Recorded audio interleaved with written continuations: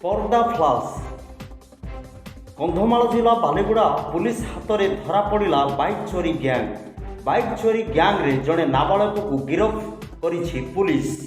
दिन थिला नाबालक पिला माने पाठ केमिति पढ़िबे एवं बापा मांकर सुनाम अर्जन करिवे एहा थिला मूल लक्ष्य, किंतु आजिकालीर नाबालक पिला माने चोरी गैंग रे मातिछंती।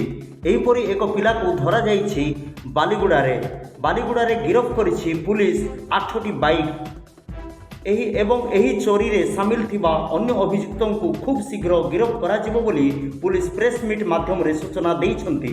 चोरी बाइक मध्यरु गोटिए बाइक पुलिस पक्षरु बोगाड़ी ग्रामर बाइक मालिक पुइन प्रधान को हस्तांतर करा जाइछि।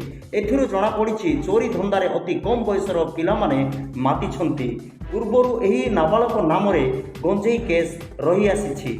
थाना अधिकारी श्री सुशांत कुमार साहू, एसआई श्री जुगल नायक को नेतृत्व रे सेही नाबालक को कोर्ट चालान करा जाइछि। धन्यवाद।